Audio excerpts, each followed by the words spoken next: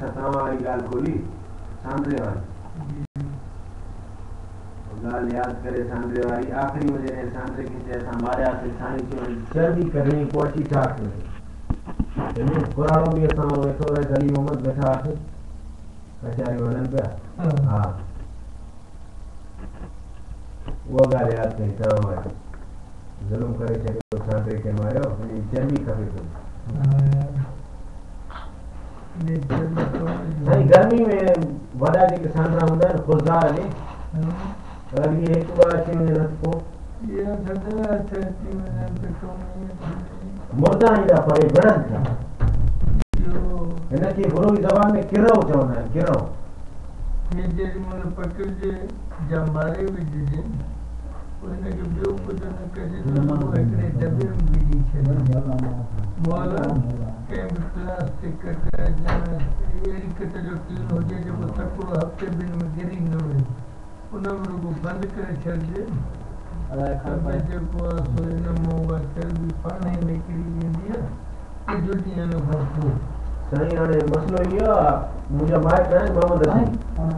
ये जो सदा साइड में ये पानी पे उन्हें वधाई सांदा ये छा के हां बुधायो ता मसलो सही है हां मसलो बुधायो ता इन गाल में मां हुयो तमा हुयो रात जो टाइम हुयो उर्स भी हुयो यो फकीर भी हुयो यो हां मसलो वो तो चाहते थे साईं बताने जेतरा सांद्रा मक्सी कॉलोनी में समान नहीं होते वो गाल करी केला है ना रहस्य को सांद्रे की गाल जोदा क्यों थे न में के आए और सचो वो आसान माखी और बाबा के खबर है समझी नहीं हो अभी तो वो केला नाम के याद क्यों नहीं इंशाल्लाह गर्मी में कोशिश करना चाहिए मुर्दा तवा के बताना इंशाल्लाह इनके ऐसी बात हमारी ने इने खुदार में पानी के होना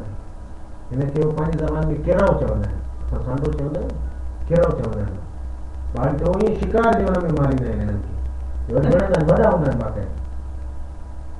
जेतो वडो होनो थोड़ो एती तो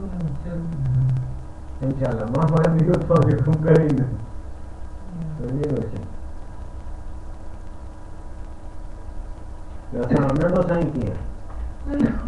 पड़े अभी दाखलावती सत्य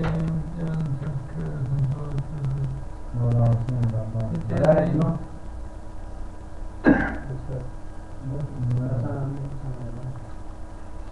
अदा ये जरूरी है भर क्यों है ना हां न पर भर दे असां खत्म थी वियो समझो तो बुझा पाण ये बस इया ॾिसो पिया न खत्म लॻा बस ये याद रहे